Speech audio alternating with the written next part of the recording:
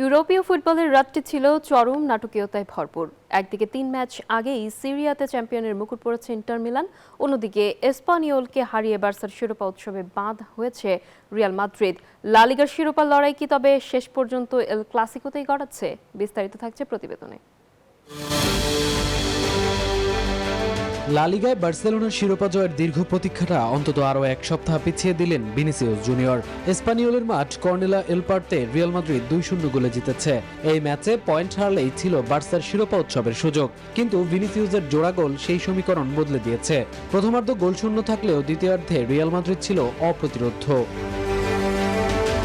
যুক্তরাষ্ট্রের এক নম্বর gym chain gold gym এখন আবারও বাংলাদেশে বসুন্ধরা আবাসিক এলাকা ও বসুন্ধরা সিটি শপিং মলে।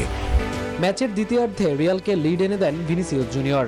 ১০ মিনিট পরেই বেলিংহামের সহায়তায় বুলেট গতির শটে স্কোর লাইন ২-০ করেন তিনি। এই জয়ে ৩৪ ম্যাচ শেষে বার্সেলোনার পয়েন্ট ৮৮, রিয়ালের ৭৭। শিরোপা লড়াইয়ের রোমাঞ্চ জমবে রবিবারের মহারণে। এল ক্লাসিকোতে রিয়াল জিতলে শিরোপা লড়াই আরও জমবে, আর হারলে বার্সার মাঠেই উৎসবের সাক্ষী হতে হবে তাদের।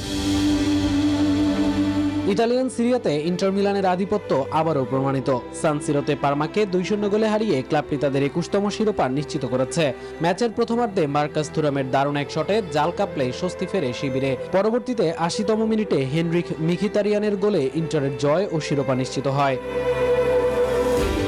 ৩ বছরে এটি ইন্টারের দ্বিতীয় শিরোপা, যা ক্লাবটির ধারাবাহিকতার জানান দেয়। শুধু লিগ জয় নয়, ইন্টারের নজর এখন ঘরোয়া ডাবলসের দিকে। ১৩ মে কোপা ইতালিয়া ফাইনালে তারা লাজিওর মুখোমুখি হবে। ২০১১ সালে হোসে মারিনহোর অধীনে শেষবার লিগ ও কাপ ডাবলস জিতেছিল তারা। এবার কি পারবে সেই সাফল্যের পুনরাবৃত্তি ঘটাতে? উত্তর মিলবে কোপা ইতালিয়া ফাইনালে। মামুনুর রহমান, নিউজ 24।